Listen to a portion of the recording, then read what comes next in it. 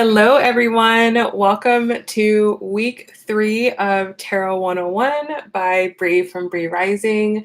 Whether you're watching this live or you're watching this in a recording, I want to thank you so much for being here, and I'm so excited to be helping you on your tarot journey. So tonight, like I said, is week 3. So we are learning the swords and the pentacles. I already have them sitting out here for us ready to go. So just to recap what we've already done so far, we've already talked about what tarot is. We've talked about how to be a good tarot reader, how to pick a deck. Hopefully everyone by now has selected a deck that works well for them. If not, no worries. You definitely don't need it for the course. I do highly recommend, though, having it for next week when we learn how to actually do readings and I'm teaching you spreads. It'll probably be really helpful to actually have the cards, but if not, don't worry about it. We've talked about how to prepare for the reading, how to shuffle, how to cut the cards. And then what we've been doing from that point through the last couple of weeks is we've been going through the cards. So we've gone through all the major arcana, we've gone through the wands, and we've gone through the cups. So hopefully in your time outside of class, you are going through all of these, reviewing these, learning these. And just remember that it takes time. Be patient with yourself. It definitely takes time to learn these things, to really ingrain them. And as a beginner, you're not going to know them right away. You're not going to be perfect, and that's totally okay. But I do know and will definitely say that the more you practice with this, the deeper you're going to be able to go with yourself, and then in turn, the deeper you're going to be able to go with your clients or with your friends, your family members, or whoever you're reading for, okay? All right, so let's go ahead and let's jump in. Let's get started. We're going to start with the swords here. And, the swords are no different than everything else that we've been through thus far. Everything happens on a cycle. The swords represent our thoughts and represent our logic. So what we're going to be talking about tonight with the swords is we're going to be going through the journey of the mind, how our mind journeys through something and how our logical brain sees things, as opposed to last week when we talked about the cups, we kind of saw how our heart, how our emotions go through things. So this is going to be very different here, okay? The zodiac signs that are represented with the swords that are related to the swords are going to be Gemini, Libra, and Aquarius. Okay. All right. So hopefully you guys have your notes out. Let's go ahead and let's get started. And let's start with the Ace of Swords. Okay. So the Ace of Swords is a new idea, new thought process, new clarity, okay? And this is logically in your mind. So this could be, like I said, you having a new idea about something, okay? A new idea. This could also be getting information, like new information about a particular situation, okay? For the sake of this, for an example, let's talk about, deciding to go to school, okay? So let's say you get the idea that you want to go to grad school, you want to get your master's. Well, this is just the idea phase. It's like, that would be a good idea. That would benefit me. That would give me this. That would give me that. This is like all the beginnings of a new possibility. Okay. This also is truth. This could be getting new truth of a situation. So for example, maybe you were in the dark about something, you didn't know something, something was unclear, and now it's very clear. Okay. All right. The next card is going to be the Two of Swords. Okay, the Two of Swords. So this is about having to make a choice, having to make a decision. So with the Ace of Swords, you can't have this idea just sitting in your head and not doing something about it. Either you're going to proceed with the idea or with the truth, whatever it is, or not. So the Two of Swords is where that happens. The Two of Swords is where you decide, what am I going to do with this idea, with this, mental input that I have? Am I going to proceed forward on it? Am I not? What are the pros? What are the cons? This is where you're trying to figure out what to do. So very simply, this is a choice, a decision, a crossroads. The thing about the Two of Swords is that you can't stay in this energy for long, right? Like, you have to make a decision. You have to make a decision. You've got to go one way or the other. A lot of times in a lot of decks, this Two of Swords is illustrated with, a woman, and behind her, there's like a chaotic scene going on. And she's got her hands up and a blindfold. Because at this Two of Swords stage, you can't see the whole picture, right? You can't see the whole picture. So the idea, let's say, to go to graduate school, you don't know the whole process. You don't know everything that's going to be involved, but it's something that you're deciding to do. And that's the hard part about the Two of Swords, that it's in the beginning of the suit. So this is making a decision, based upon the information that you have at that particular time. Okay. So that's the Two of Swords. And then we have the Three of Swords.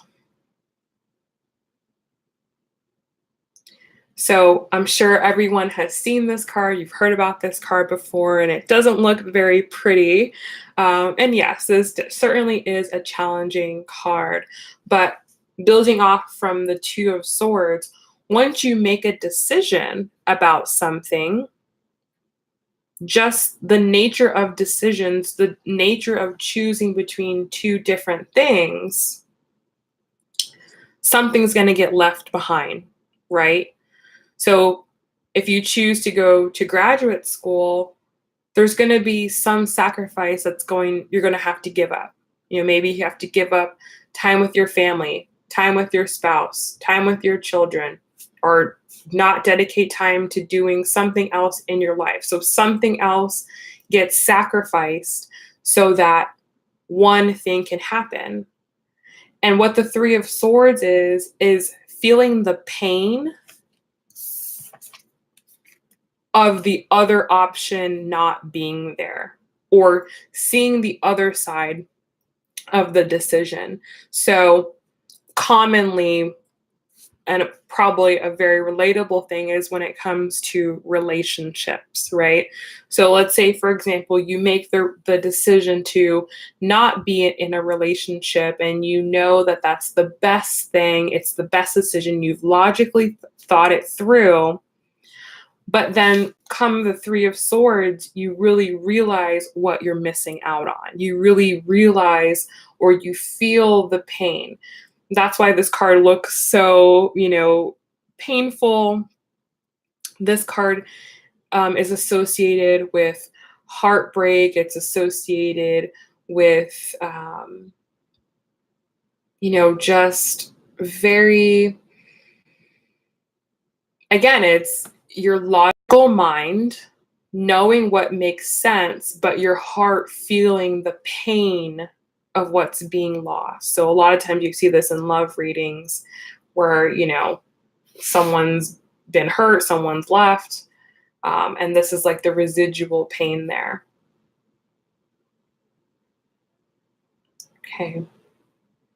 So this is not to be confused with the Three of Cups. It's a very different feeling. The Three of Cups is certainly more positive, certainly more happy. This is a little bit more intense, harder, okay? Harder energy to deal with.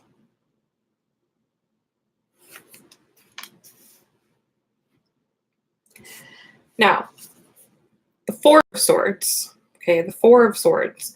So Now when it's come to the Four of Swords, a lot of this, intense pain has worn off, and this is a time or a period of rest, reflection, and recuperation. Okay.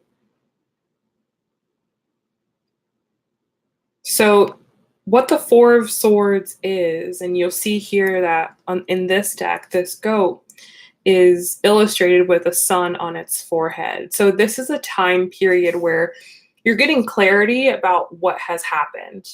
Okay. You're finally able to kind of look back and look at what has happened, what has gone on, and get some insights about the whole situation at this point.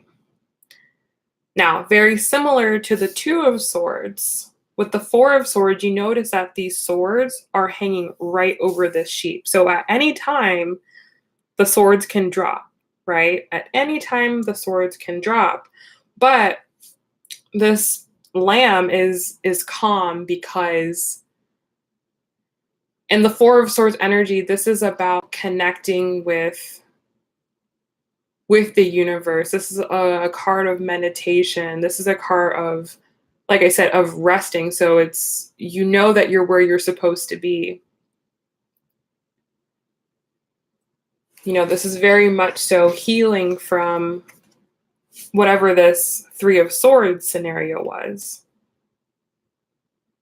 So it's certainly less painful at the Four of Swords stage, but there's still a lot of understanding going on. That's why that sun is sitting there in the third eye chakra, because there's a lot of understanding about what has happened. And before you proceed forward, you want to make sure that you understand, once this initial pain has happened here with the Three of Swords, you're trying to make sure that it doesn't happen again.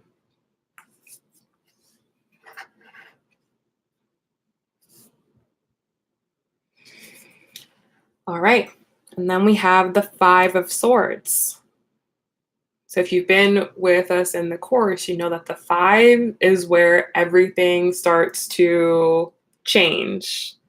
That's where the change starts to happen. So with the Five of Swords, this is about mental conflict. Mental conflict.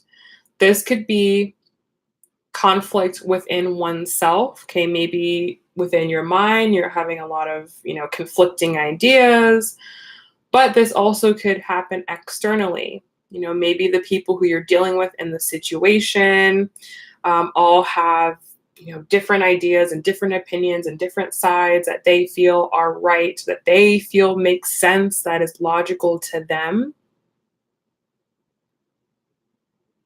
The thing with the Five of Swords is that this conflicting energy, no one's right. No one is right. Everyone is right to themselves, right? Everyone thinks that they're right, but no one's right. Therefore, the conflict that happens, nothing's really being resolved. Like nothing's being resolved at all. So, for example, if this is a breakup situation, well, one person may say, it's best for us to break up. We've decided that here. That's what makes sense. Yes, it hurts, but that's the best thing. And one person can say, no, it's not the best thing. We should try to work this out. This is better. This makes sense. And these are all the reasons why. So there's a conflict there. And no one's going to win that battle, right? Like if one person feels one way or thinks one way and the other person thinks another way, it doesn't matter how much they go back and forth, it's not going to change the outcome. So this is a very frustrating energy, and it can cause more pain, more hurt. As you see, there's like a earthworm on the card that's being cut in half. So though each person may have had their opportunity with the Four of Swords to really think about it, reflect, understand, there's still not a resolution here. Okay, so this is where the whole suit changes. Let's take this watch off. It's actually bothering me.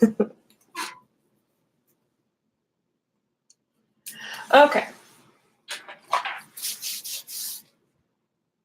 Alrighty, so moving forward with the Six of Swords. Six of Swords. So the Six of Swords is where you lay all the swords down. You say, you know what?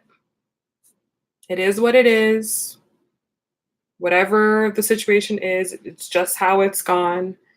It's time to move forward. It's time to move beyond. So you'll see that in this card, there's a lot of darkness here. You see all the swords laying on the floor, and then you see the rainbow here. So this is a period of time or a point in the cycle where it's like, okay, you recognize and you understand what's going on. You recognize the conflict, but you're saying, I'm not going to involve myself in it. I'm going to move on. I'm going to move forward. I'm going to live in a more harmonious state. I don't want to be, down by this heavier energy here. Okay. So this is moving forward into more peaceful times, into more peaceful energy and more peaceful mindset.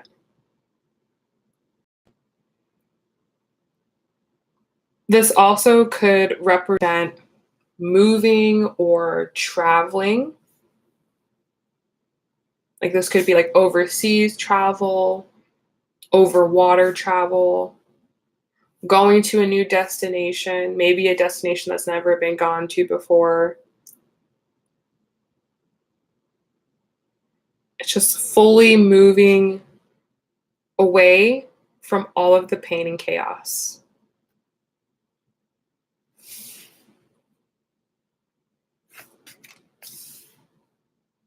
Okay. And then we've got the Seven of Swords. The Seven of Swords.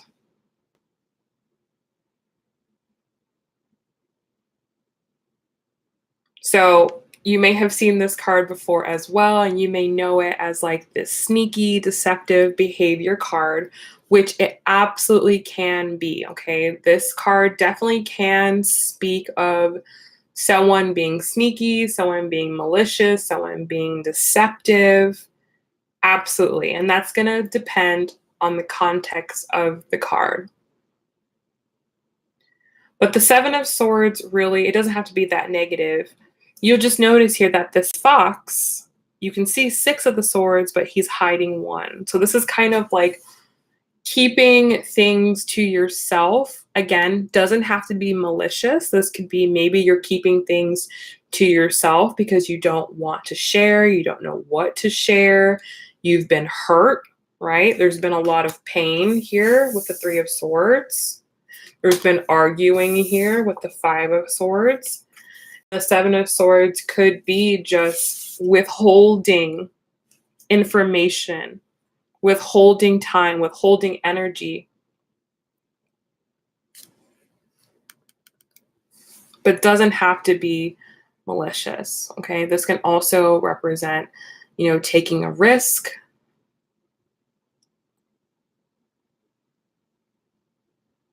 This could be also, just kind of having your own back, watching out for yourself. You'll notice that in this card, this fox has like one eye open. Sevens are always that point where it's like a challenge point. Sevens are always that point where either you're going to keep going on this path or you're going to get off.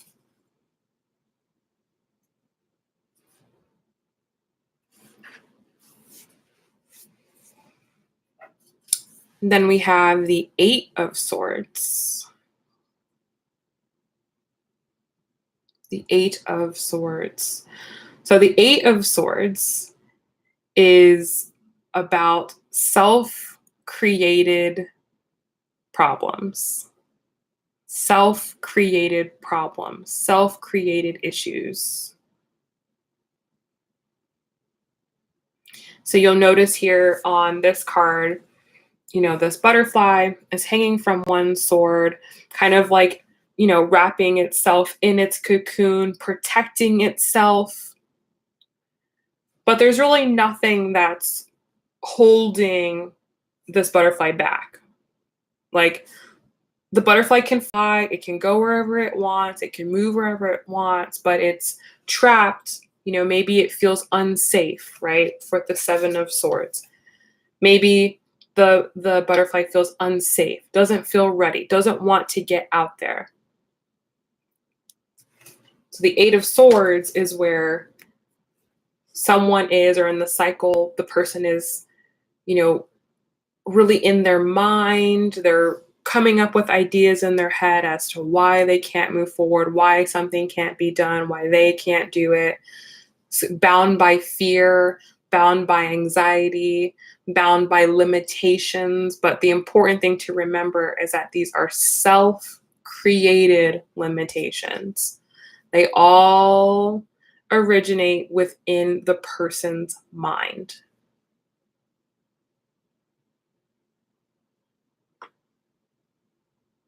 So if you were to see this card come up in a reading, you would want to try to figure out what's holding this person back, what's preventing this person from moving forward.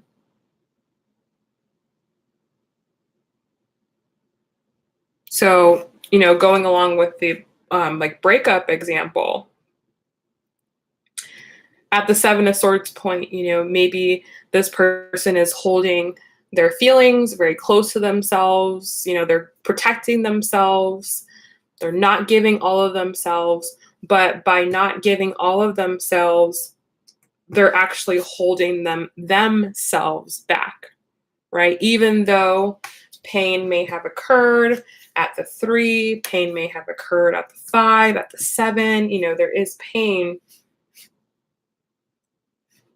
This is like a state of like self-protection, but it can be limiting.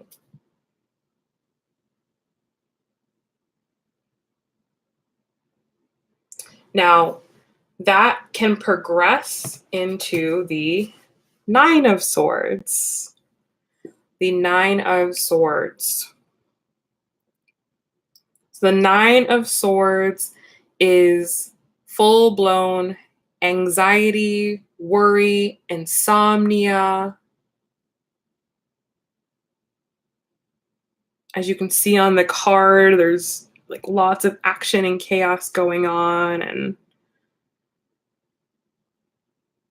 this is when the mind is just very unruly. The mind is working on overtime. It's overthinking things. It's thinking that fears are real. It's projecting fears into reality. It's seeing things where things don't exist. It's making things up. It's preventing the person from functioning properly.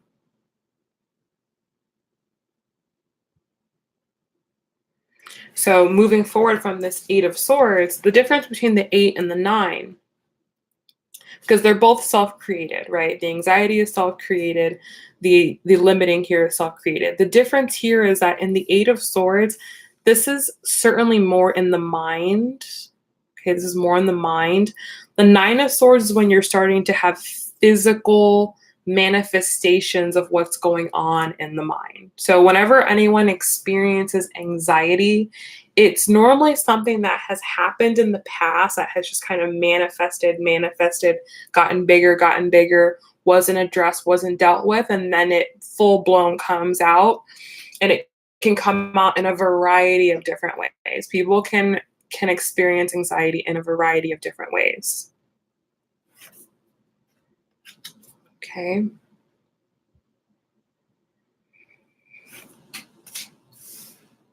So then finally, the last card of the suit is the Ten of Swords. Okay. So I want you to look at this card and look at the artist, the art on the card. All the swords are in this, bull's back and through the bull's eyes. This is when the thought process has just become so toxic, so overburdening, so overbearing that it just has to stop. It has to end. There's nothing more. There's nothing more to do. There's nothing more to say. There's nothing more to think. And whatever the person or whatever the situation is, this is where it absolutely has to be just laid to rest. Just done. There's nothing more to do, say, think, act, talk, nothing. This is the completion of that initial thought.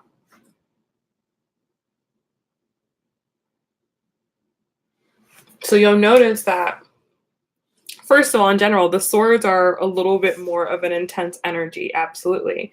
But things really start to escalate here, right? From the 7 to the 8 to the 9 to the 10, things escalate. So what does that tell us? That tells us that when you get to this part of the suit, the 7, 8, 9, 10, yes, it gets really intense right here, but then it ends. Of course, everything ends. Nothing lasts. Everything is a cycle. But this is where you'll see a lot of people. You'll meet a lot of people at the 7, 8, 9, 10 mark. Okay?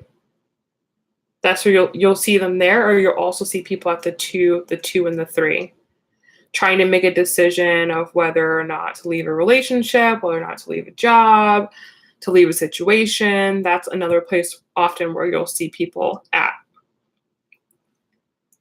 So with that in mind, you can always let them know if they're here, if they're experiencing a lot of self-created anxieties, self-created doubt, what you'd want to tell them, what you'd want to help them with is say, okay, this is going to pass. There's nothing more you can do.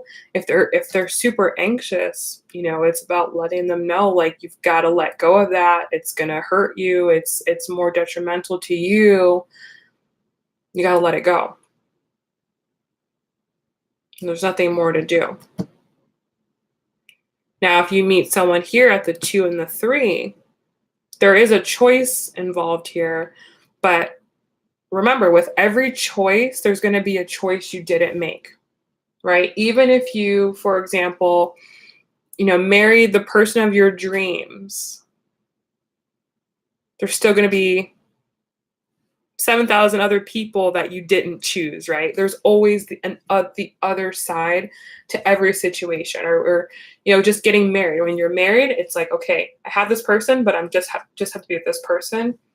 There's all these other people, all these other choices, all these other opportunities I could have taken that I didn't. That's the reality of making a choice. There's always going to be the other side. So that's pretty much like the big theme and the big lesson with the swords, is that make your decisions wisely, make your choices wisely, make sure that you weigh your pros and your cons before you get into something, because you never know what's going to happen. Okay. So the swords are a little bit more challenging. That's why I saved the swords and the pentacles for this week, and we did the wands and the cups. They're certainly a little more easier.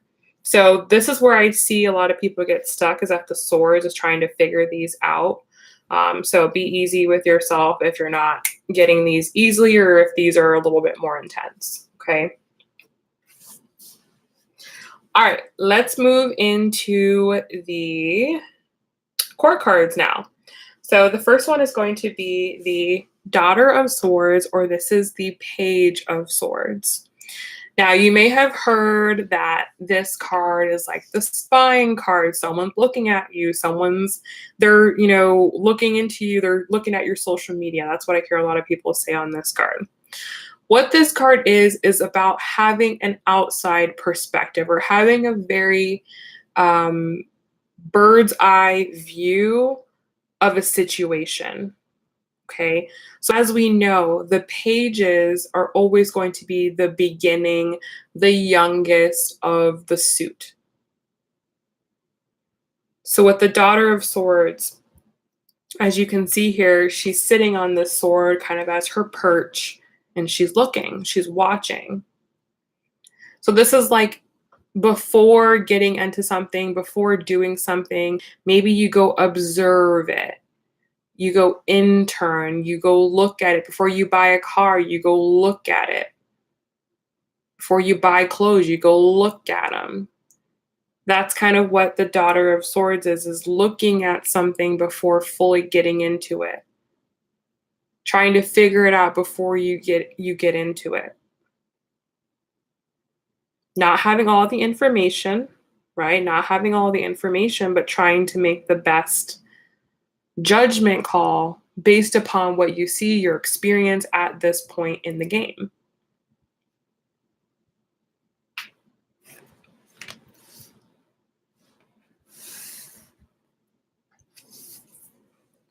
And then we have the Son of Swords. This also is the Knight of Swords.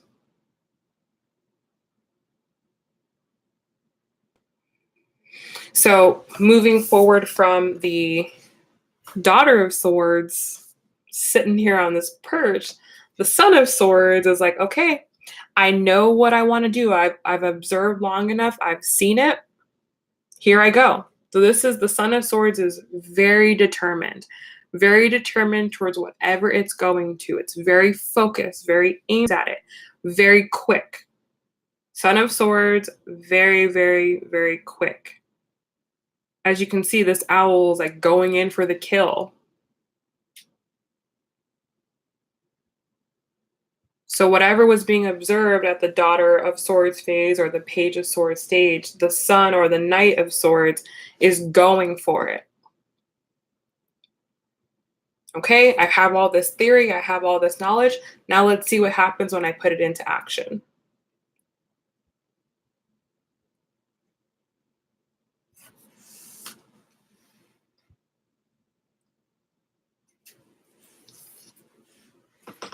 And then we have the Mother of Swords.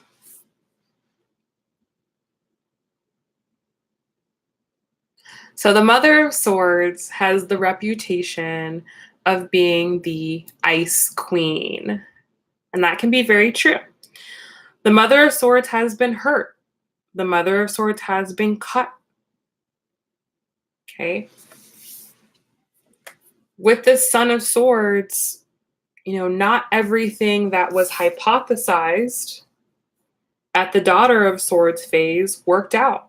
And because of that, the Mother of Swords has learned a lot of lessons, has learned what works and what doesn't work.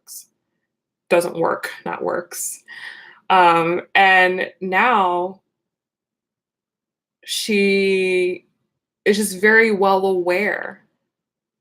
She's very well aware. So the Mother of Swords or the Queen of Swords can be very cold because she doesn't want other people to make the same mistakes that she's made. Or she's, just very reserved or not so quick, right? Not so quick to jump into things without knowing better that it aligns with her or that it's what she really wants or that it's a good fit. But, on the up and up, on the pro side, because of that, the Mother of Swords is very, keeps herself very intact, very put together, is very well aware, is very intelligent, very smart, wise because of what she's been through. Can be like look a little uninviting, but has the best intentions, means well. So I'm sure we can all think of someone in our life who we know represents the Mother of Swords, or maybe you relate with the Mother of Swords energy yourself. Okay. And then finally, we have the Father of Swords. And I don't know, I really like the Father of Swords. This certainly is one of the most intimidating cards, and in my opinion, would be one of the I think I think the Father of Swords to me is the most intelligent of all of the kings. The Father of Swords, as you can see from this card, his eyes are wide open. So by this point, the Father of Swords sees everything, knows everything, has been through everything. So he's very direct and very forward.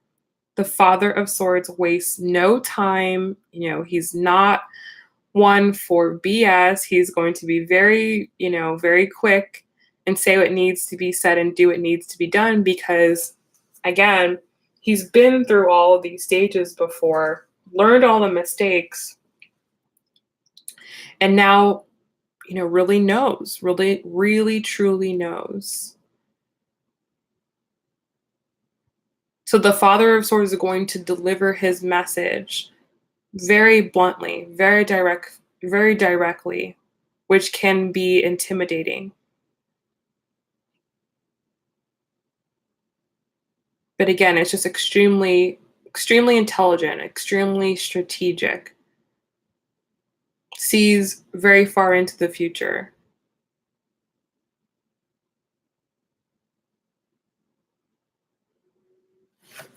All right.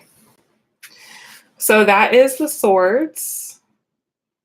If you have any questions, go ahead and put them into the comment box. I'm going to grab a sip of water and then we're going to move on to the pentacles.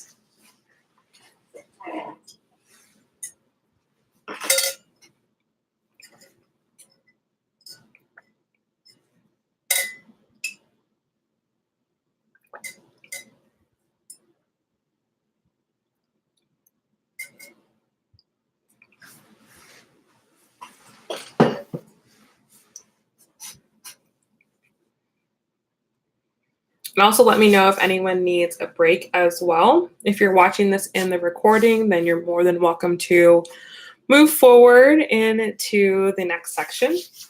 But hopefully everyone who is watching live is enjoying this, is learning a lot.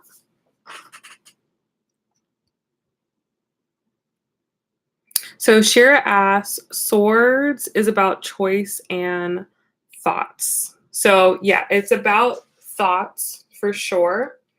At the Two of Swords, this is where you're having to make a choice about your thoughts. So when you get a new thought, you get a new idea at the Ace of Swords. When you move into the Two of Swords, that's where you have to make a decision about how to move forward. And then the rest of the suit is about your journey with the choice that you've made. So this could be, for example, just to make it very basic, deciding whether you're a cat person or a dog person. So you decide, okay, I want to get a pet. Two of Swords, okay, do I want to get a cat or a dog? Let's say you choose a dog, but then you're like, I really like cats. There's that whole other side that's not, that you're not choosing. And then there's a reality of having a dog, for example. So that's what the journey through the swords is about facing the reality of the choice that you've made and also being able to feel the pain or understand the pain that of the other option that you didn't select.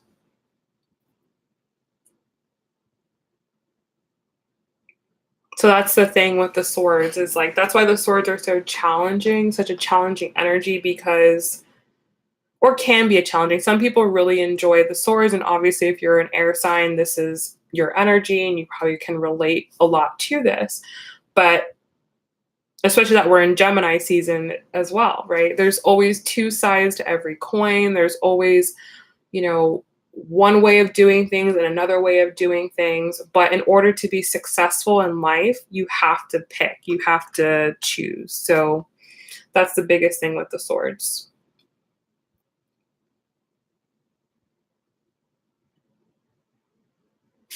All right, so let's go ahead and let's move into the pentacles.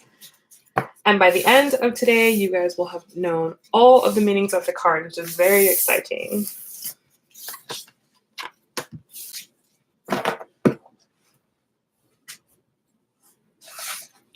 All right, so the pentacles are all about our physical world, our physical environment. So everything that we've talked about this entire time has all been not in the real 3D world. Everything that we've talked about has been things that are happening in our head, things that are happening in our hearts, the ideas we have, the feelings we have, the choices we have, the ideas we have.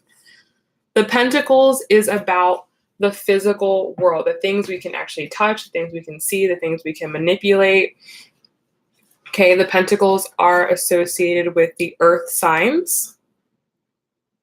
So it's going to be Virgo, Taurus, and Capricorn.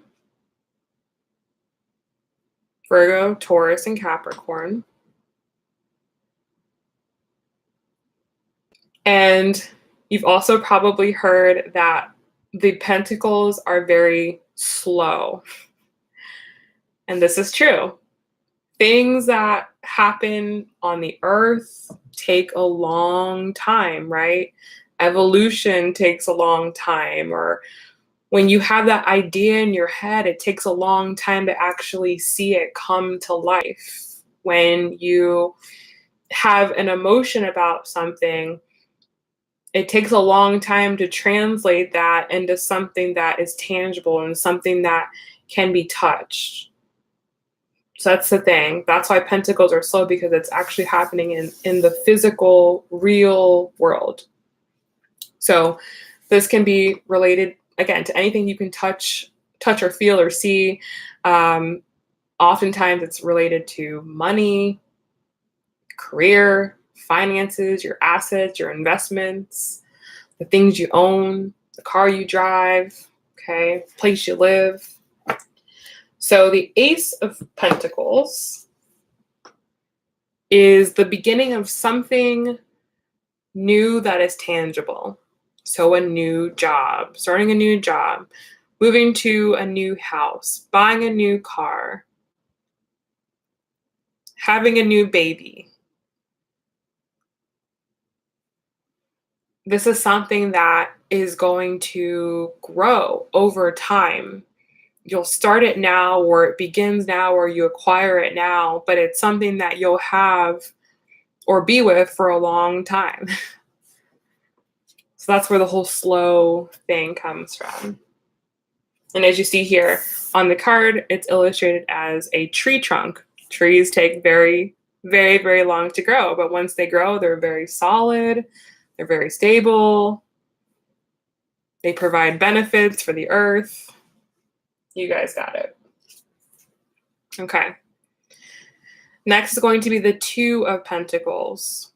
So for example, let's talk about, maybe having a baby, right? So you have a new baby, and then you've got to adjust. Your life is out of balance. Something you're going to have to give something up, to sacrifice in order to accommodate. And that's what the Two of Pentacles is about. It's about balancing things out. Something is off balance here and it needs to come into equilibrium. Many, many cards that I've seen with the Two of Pentacles will have this infinity sign on it. And this is where things are coming into balance or need to come into balance. So maybe you've got a new baby, right, which is exciting, but then it costs a lot of money. So then there's like that shift, and it's like, okay, how do I get that? How do I get that into balance again? How can I make more money? Or how can I have more stability with this baby?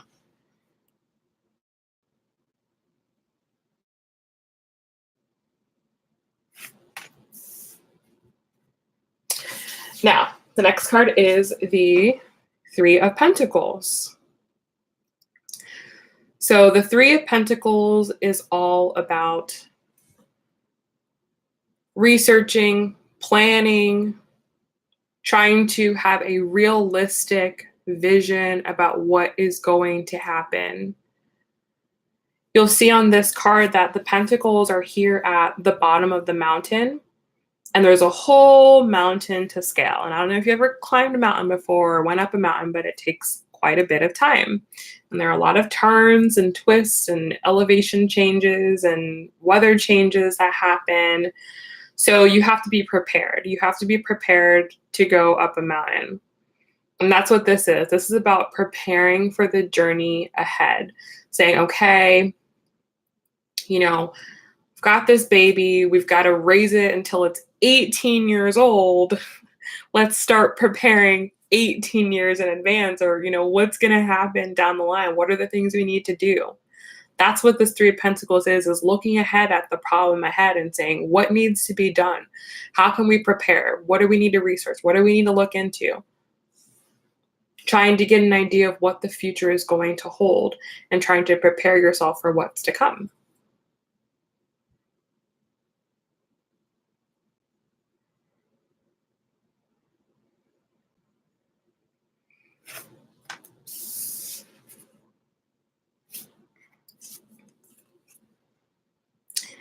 Then we've got the Four of Pentacles.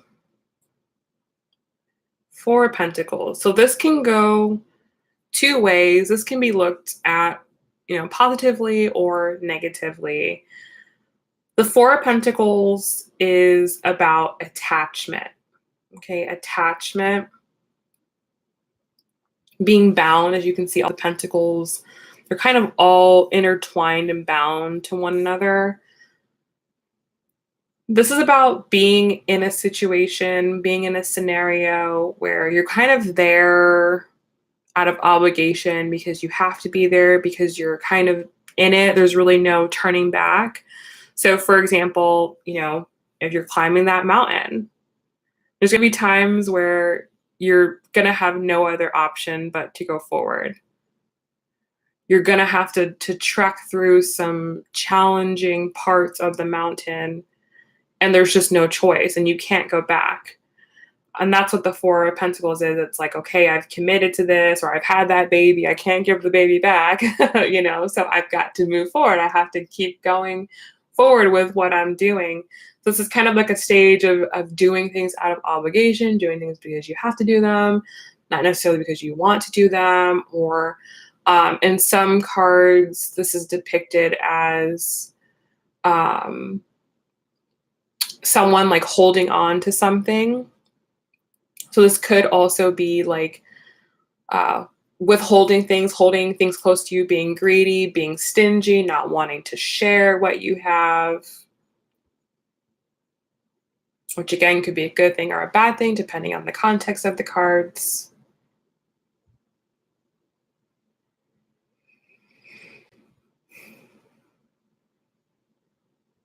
So yeah, this card has a lot of meaning, a lot of different meanings, and it's going to depend on what the cards are surrounding it.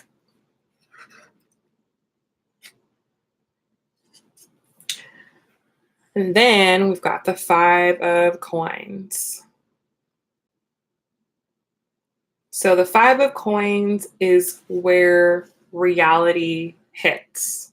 Reality sinks in about what's truly, really going on here.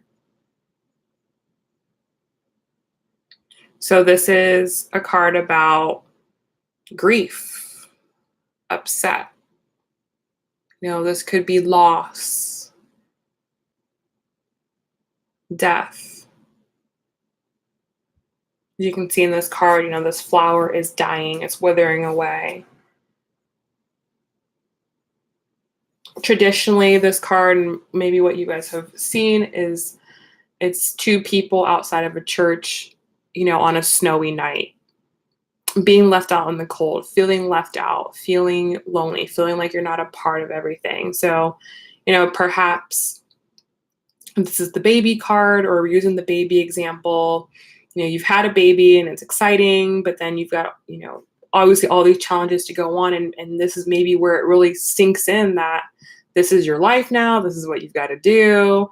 And you're grieving your old life. You're grieving your old friends. It's like, oh, this is what I have to do. This is the path I'm on now. And there's a little bit of sadness around it. There's like a little bit of depression about it.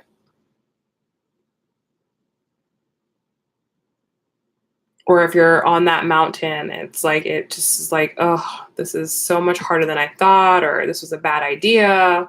Shouldn't have done this. So there's like disappointment. Maybe it didn't live up to the expectation that was in your mind. So now there's disappointment around it.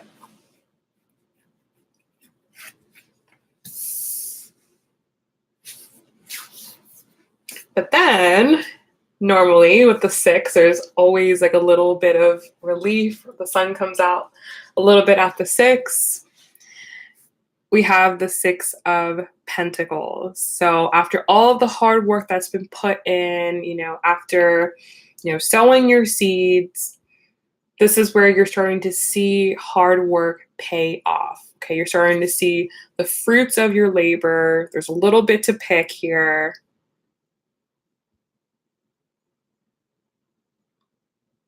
This also is a card about giving and receiving, being in balance, being equal, everyone having enough. So again, that one depends on the context of the reading, if it's a love reading or whatever it is. But this is where things kind of get a little bit of equilibrium. So, this could be, finally you get to a point in the mountain where you're starting to see some good views, right? It's not snowy and cold anymore. And now you're starting to see why you did this in the first place, or that baby's starting to walk, it's starting to talk, and you're starting to say, okay, this is cool.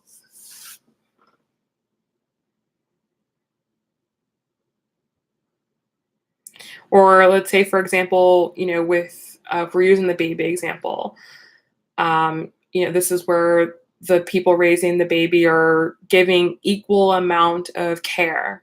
They're giving each other proper time to rest, giving each other proper time to rest, sharing responsibilities, doing things equally.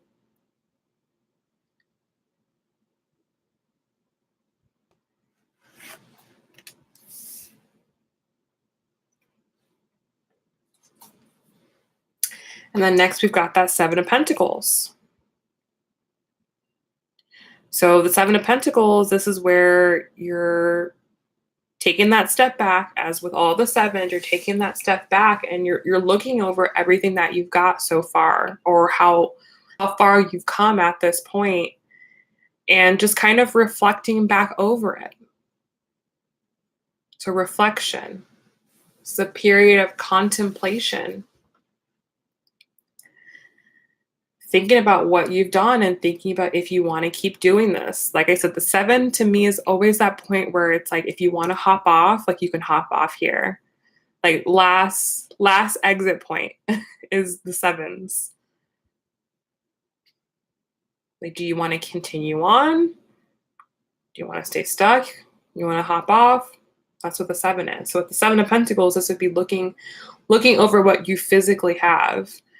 This could be a point in time in a relationship reading where it's like, okay, what do we have as a couple? Do we want to keep doing this? Do we like this? Do we want to move forward into more stability or not? This could be looking over at your finances. Where am I standing financially? How much money do I have? Am I on set? Am I on track to hit my goals? Do I need to make a move? What's going on? How's my house looking? How's my car look? What needs to be fixed? What can I change?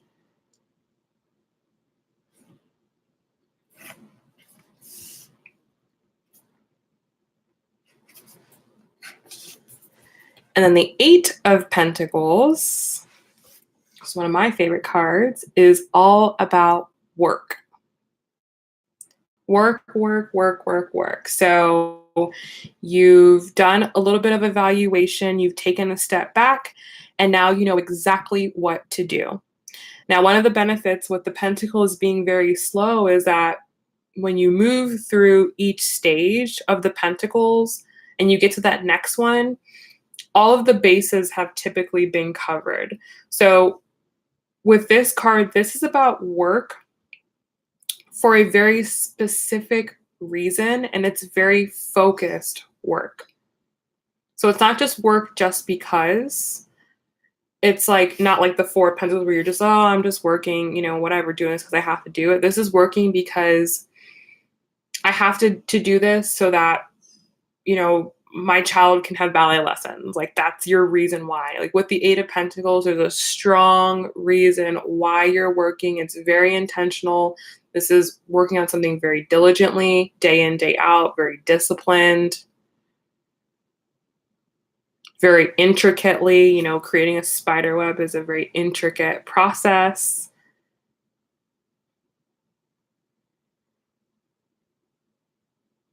Okay.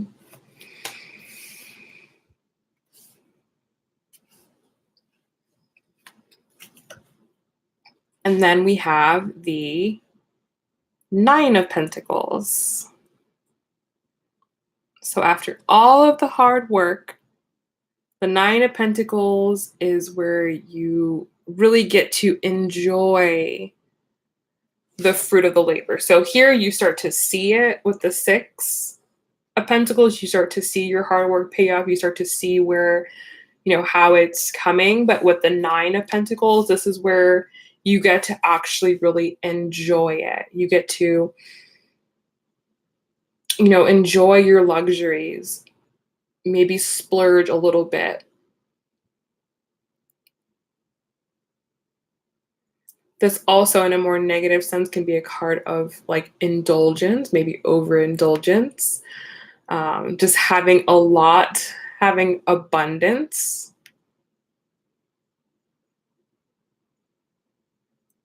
This also is known as like the wish come true card, so maybe this whole time you've been working towards something and now you actually get to have it. You get to have the physical manifestation of what you've been working for.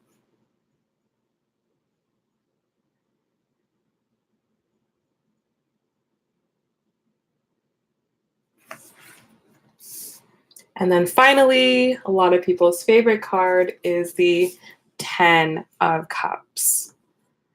So this is when the whole thing has reached its completion. It's reached its completion. The initial pentacle that you set out with, it's multiplied. The goal that you've been working for, you've achieved it. You have a sense of accomplishment around it because so much hard work has gone into it. You have physical proof of what you've been working on. You can show, you have stuff to show, your hard work.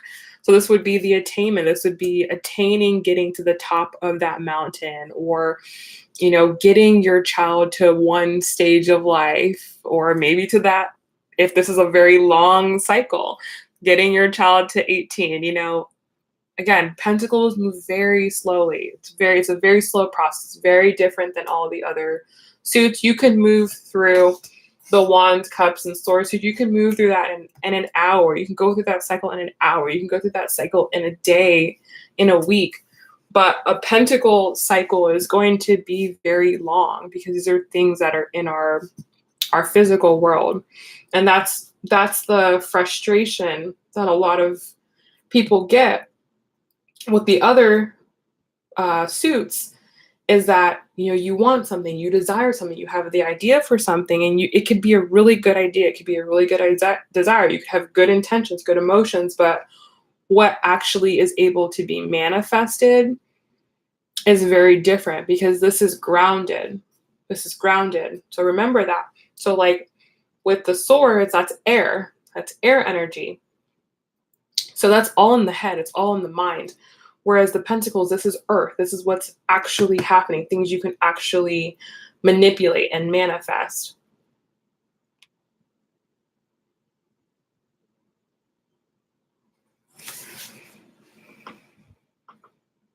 All right, so let's go ahead and let's move forward into the court cards. So the first court card is going to be the Daughter of Pentacles. Also the Page of Pentacles. Now, when it comes to these cards with the Pentacle cards, These can be physical offerings of things, okay? So, like, you'll often hear when you see the page, the knight, the queen, and the king, oh, someone's bringing an offer of love, someone's bringing an offer of this. Depending on the suit, that's going to tell you what type of offer the person's bringing. So, bringing an offer of love, well, maybe that's the Knight of Cups. But the Pentacles, this is going to be something that someone's physically offering you, like something that someone's physically giving you, something that is very tangible, something that is very real. So with the Daughter of Pentacles, this is a very small, but a small offering of something, or the small beginning of something. So for example, this could be the beginning of a new business, right? Where they have no idea what they're getting into, but they've got this business. It's tangible. You can see it. You can feel it. It's in those beginning stages. Again, as opposed to a lot of the other suits, even though the Daughter or the Page and the Knight or the Sun, even though those are the younger, more immature energies, when it comes to the Pentacles, these are very grounded. So these are more realistic, like as opposed to the Wands and the Cups, which are a little more idealistic, more naive, more emotional. The young Pentacles are very practical. Okay. So this is like the beginning of something very practical, the beginning of something that could really turn into something. Okay. Correlating with the Ace of Pentacles here.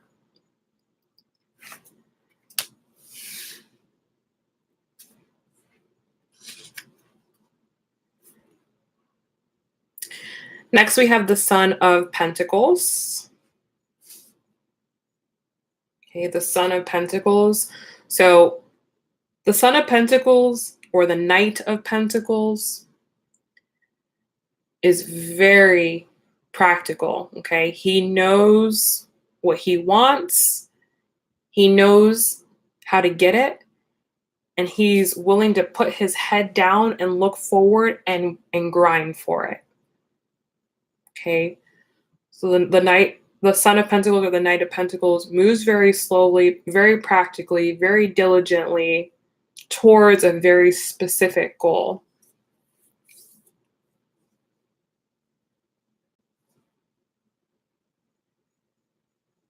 And with the Knight of Pentacles or the Son of Pentacles, when this comes up, like in a love reading, for example, this would be someone giving an offer, making an offer within love that is going to take a lot of time, but they mean it. They mean it, what they're saying, but it's going to take time. Patience is required on both sides.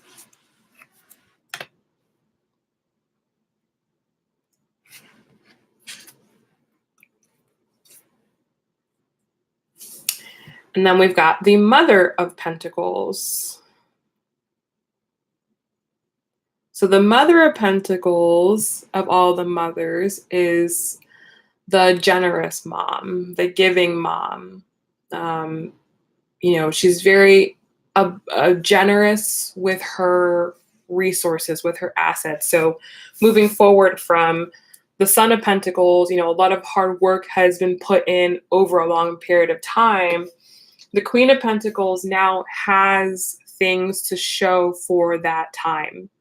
So this is like where you actually get to see that hard work pay off. And the Queen of Pentacles has plenty for herself. She has plenty for herself. She's worked her own stability. Like, she's worked a lot of stability on the back end to where now she can give a lot. And you'll see on the card, there's a little baby deer here. It's like, she has a lot to give to her children. This also can represent pregnancy. In a lot of the cards, the woman on this card is pregnant. But the main idea behind that is that the abundance is growing. Very growing abundance and generosity.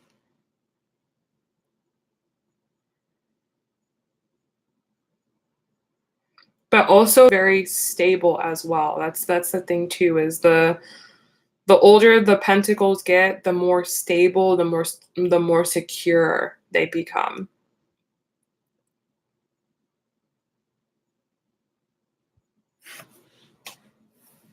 And that's what the pentacle journey is. It's about like this journey to stability.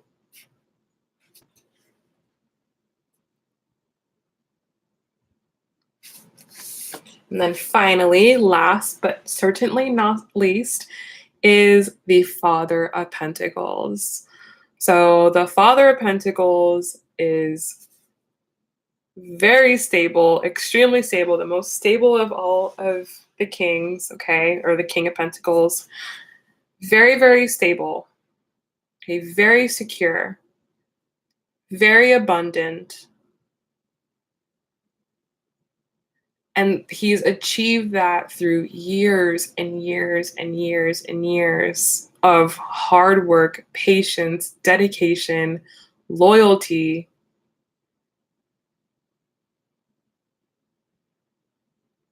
So this is like your signal of stability, of strength.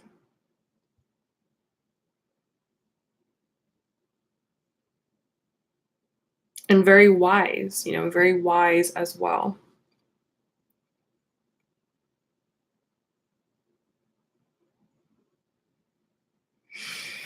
All right. So that is that. That is the Pentacles. Again, whereas the Swords today was a journey through the mind, the Pentacles is the journey through the real world. So it's very slow, very stable. Hits all the stages. Like, that's the one thing to know. The Pentacles, they hit all the stages. So yeah, that's the biggest thing to remember with this. So now you know all the meanings of the cards, everything.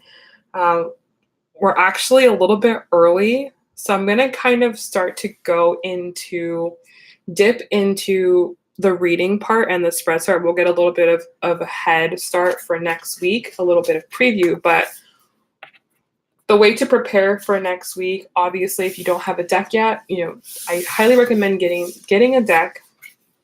You're going to want to make sure that before next week, you brush up on all of your meanings, go through everything, especially the Swords and the Pentacles that we went through today.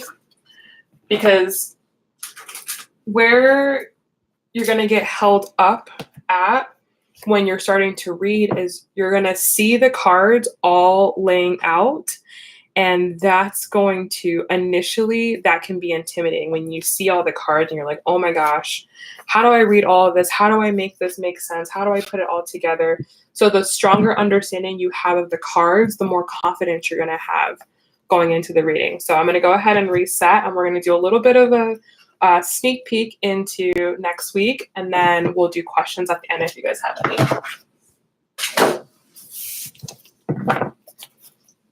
So I'll show you guys now too, a little bit of like week 1, what we talked about.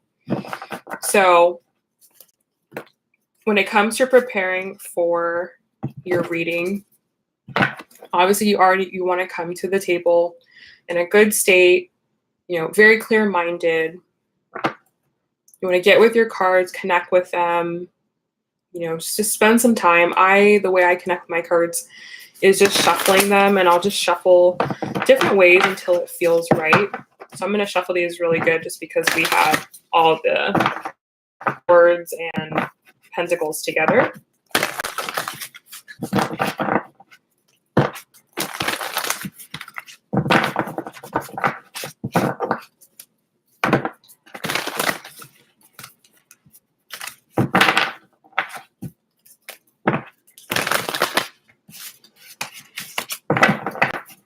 Okay.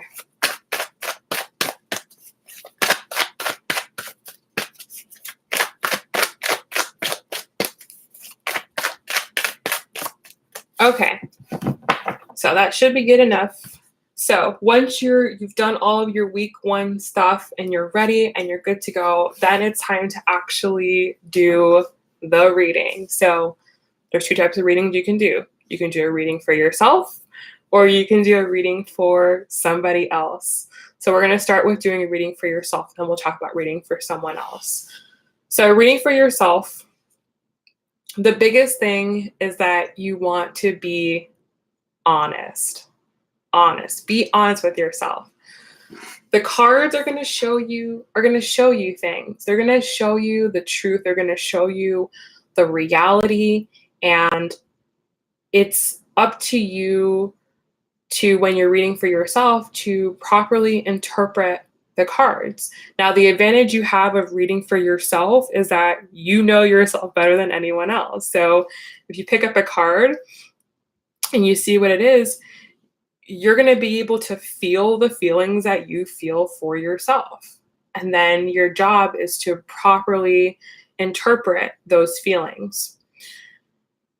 So the more honest you are with yourself, the deeper you go with yourself, and the more that you just allow the insights to come with you and you don't block things out that you necessarily don't want to hear, or just kind of favor the things that are more positive, the better the reading's going to be. A lot of times, the reason why a reading is so good from someone else is because, they tell you both. They tell you the good and they tell you the bad. And sometimes it can be hard to tell ourselves the bad, right? It's easy to tell yourself good things, but it's hard to tell yourself the bad. But the more that you allow that to happen, the more that you become more accepting of yourself and, just become more aware of that, the deeper you're going to be able to go. And that's a very big prerequisite for reading for someone else, because if you can't be honest with yourself, how are you going to be honest to other people?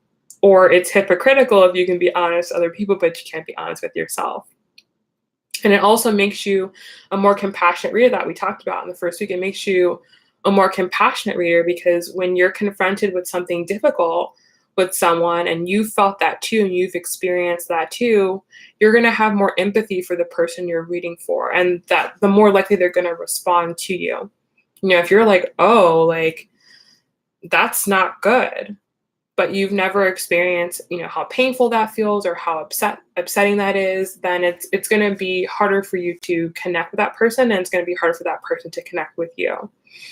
So that's the biggest thing. Now, doing a reading for someone else, obviously you want to be extremely, extremely honest with that person as well, but you want to be honest with tact. You always want to put yourself in the other person's shoes. So when you're reading for someone else, you're going to feel things and experience things that maybe you don't relate to, or maybe the message is challenging. Maybe they're looking for a certain answer and the cards are telling you the opposite thing. Your job as the reader is to really get a good read on the person and try to deliver the message to them in the way that's most helpful. So you want to get to know the person first, kind of get an idea of where their head is right now, where they're at, how they're feeling, what they're thinking, and then talk to them where they are, not where you are. Talk to them where they are. So if someone's like really upset, well, then being super positive is not just going to automatically help them. Like, sometimes you need to go to where they are, be at their level, and that's where they're going to hear you. They're not going to hear you if you're, super, super happy and they're not. Or, vice versa. Let's look at it this way as well. Like, if you don't have a lot of money and you're talking to someone that has a lot of money, there's a really big disconnect. You don't feel like you relate to them. People like to relate to people. So, do your best to try to, humble yourself and to be where they are, and, and not enjoy their pain, but, be with them in their pain or in their confusion. People get a tarot reading because they have a problem. There's something going on. There's something they're upset about. So, try to have sympathy for that, for them. That's the biggest thing with reading for someone else. Another big thing about reading for someone else is not being biased and not just telling the person what you want them to hear, what you think is going to make them feel better. You know, obviously, when you come in contact with a feeling, you're going to have your own response. You can't turn off your emotions, okay? You're going to have your own response. But what you have to do is you have to see how the other person's energy interacts with yours. So if you're really connecting with someone and it feels very harmonious, well, then you already know that you relate. You can, tell them what they need to hear because you're experiencing it too. You feel the same thing. But maybe, for example, you're in a good mood and the other person is in a bad mood or has a bad energy. You're going to feel the difference. You're going to feel your good energy versus their bad energy. So what you want to do is you want to try to help them to figure out why they have the bad energy, where it comes from, how to clear it, how to understand it, and help them to bridge the gap to where you are. And that can be a process. That might not happen in one reading. It might take a couple readings. It might take a year of readings. But the point is that you want to be very clear about how you feel, which is why it's so important to prepare for a reading. You want to be very clear about how you feel and where you stand so that you're not affected by the other person, because it's very easy to pick up on negative energy, right? So if you're working with, let's say, negative people all day long, what are the chances that you're going to be negative by the end of that day? Pretty high, right? Like pretty high. Just by osmosis, you're going to pick up that energy. But if you're very protective of your energy, if you have a good energy boundary up, if you can say, okay, this is how I feel, this is where I'm at, no matter what I come in contact with, like I can be humble, I can help them, I can have empathy and compassion, but I'm going to know how I feel. That's going to make reading for other people very easy, because it can get very draining when you're coming in contact with a lot of different energies that are at different places.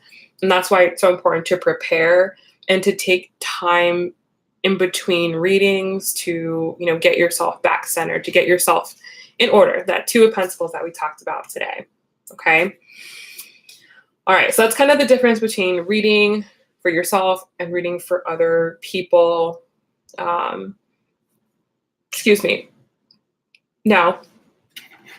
we're going to talk about, we'll do a couple different spreads here, and maybe next week we'll just actually kind of like do them, and we'll like do them for real. Let's go through a couple of like the most common spreads. So the first most common spread is going to be a 1-card spread.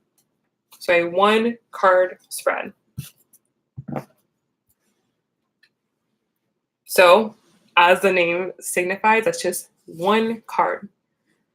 So a 1-card spread is really good for getting the overall energy of the day, the overall energy of a situation, the overall energy of a person.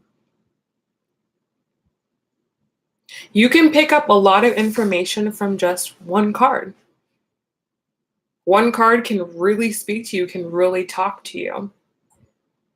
So let's say, for example, Friday night. What's the energy of Friday night? That's the intention that we're setting over the cards. We draw a card, 10 of Wands. Okay. So we can look at this card and we can talk about how this card pertains to the energy of the night. And you can do that for anything. What's the energy of, you can wake up in the morning, what's the energy for the day? Ace of Wands. Oh, okay. The more and more you know about this card, the easier it's going to read. So a 1-card spread is very good for just getting very specific, quick information. How does this person feel about me? The Emperor. Oh, okay. This today. Mother of Swords. Okay. What's the energy? Daughter of Swords. Okay, so it's just very, very basic, very quick. I always recommend that if you're just starting tarot, if you don't know all the meanings of the cards, just pull a card for yourself every morning to help you understand the energy of the day, yes, but also to help you familiarize with the cards. So what I used to do when I first started is I would pull a card and I'd go to my booklet and I'd see what the card meant. I'd kind of see how my day went. I'd see how that related to it. And then I would just keep doing that.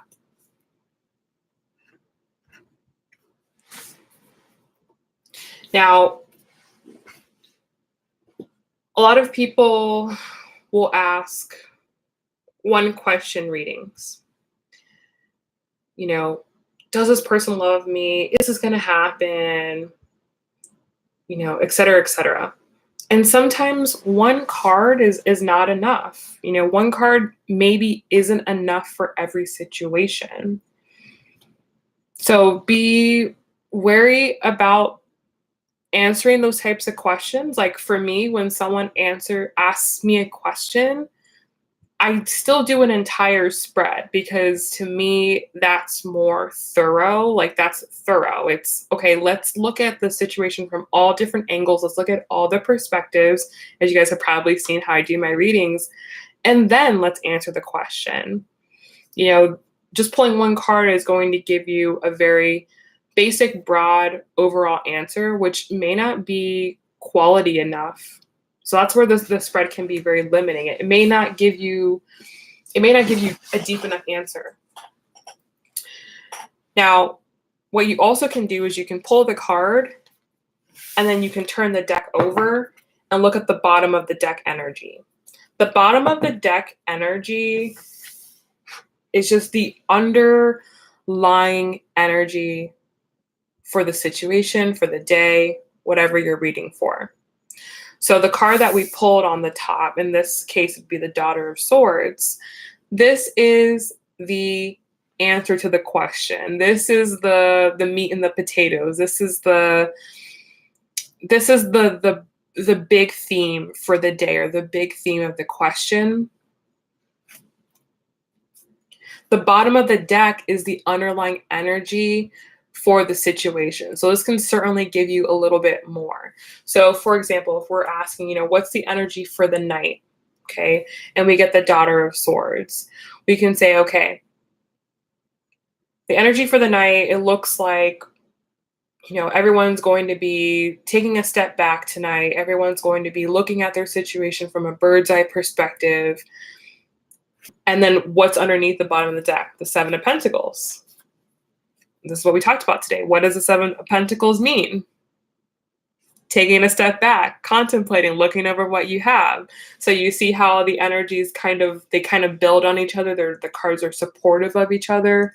That's typically how it works. Typically, the card at the bottom of the deck is going to be supportive to the card. It's going to be supportive to the reading. It can give you a reason. If you're wondering why, why is everyone doing that? Why is everyone taking a step back? Because there's a need for something to be contemplated. Something needs to be looked over. A decision needs to be made about how to proceed. So it just gives you that little extra oomph of information. Now, when you start initially, you're going to have to take time. The insight might not fly to you initially. And that's the biggest thing I see when I work with private clients is they want to read the card right away and they don't have a complete thought. Take your time. Maybe initially you'll need to have a journal and kind of sort it out. Also, a big thing that I see with clients is that they'll get the card and they'll just try to think of all the words that the card means.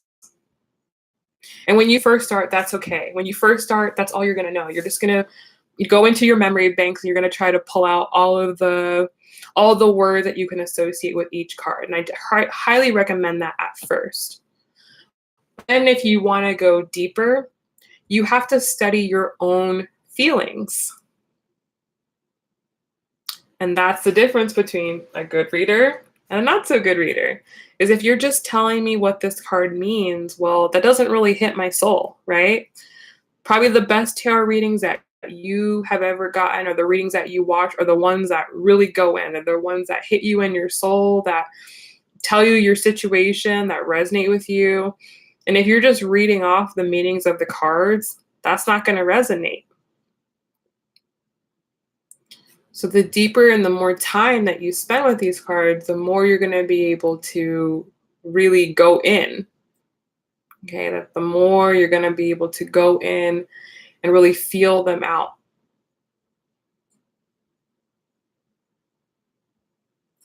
And that brings up another very important part, is that, if you're dealing with some feelings on something, if you're trying to figure something out, or something you're unclear about, or something that, you personally struggle with, or you're not like accustomed to being in contact with your feelings, that's something that can certainly hold you back with reading. So like if you're, for example, if you're going through something and you're reading for someone and it's a very similar situation and you haven't really dealt with it, it may be harder to communicate that or to express it if you haven't really taken the time to figure out your own thoughts. So preparation for readings is so key. Before you read, like, make sure that you sort out your own feelings, you sort out your own stuff. Otherwise, you project that out there. And maybe you guys have, maybe seen readings, or you've been to tarot readers where they're just, projecting negativity, or projecting hurt or fear or confusion, whatever it is, because they haven't properly taken the time to sort out their own feelings. And that's definitely not just with readings. That can be in anything of life. Maybe you've gone to the McDonald's drive-thru and they're really mean to you. Why? Not because you did anything wrong, but they haven't sorted out their own emotions. So the same thing applies to tarot reading, but why it's so important is because the things that you say to people, obviously, in life, but especially as a tarot reader, really do take effect. They really do take hold. You could be, reading for someone who hasn't heard something positive in a long time, and you can say something that really turns their whole life around. So it's incredibly rewarding, but you also have to be very conscious and very aware of what you're saying, how you're saying it, how it's coming off, how people are perceiving it, and making sure that you're, being kind and empathetic. Okay. All right. So I don't want to go too much farther into this. I want to be able to really go through all of them very thoroughly. So that's just a little bit of a preview and a sneak peek of what's to come next week. So I'm going to teach you guys some of the most basic spreads, how they work. You'll be able to, jot them down and copy them, and you're more than free to use them. I have no problem with that. I would love you to do that. But I'll teach you like the positioning of the cards, or like how to create your own positions, how to create your own spreads, and then how to like tie it together. So if you have any questions, I will be here for a little bit to answer any of them. But thank you guys so much for joining, whether you're watching this live or in the recording. I really appreciate you.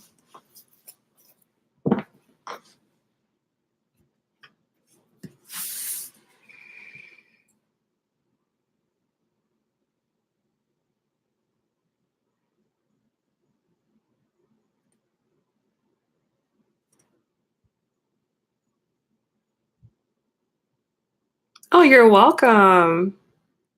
It's my pleasure. Yeah, it is totally my pleasure, and I'm glad you guys enjoyed it.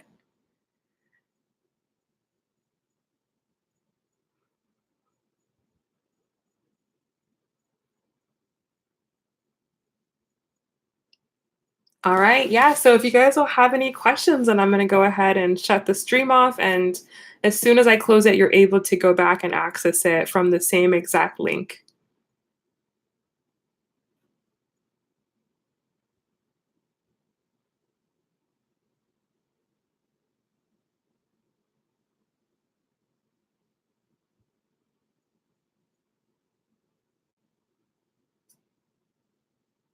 Bye. Have a good night, guys. Take care.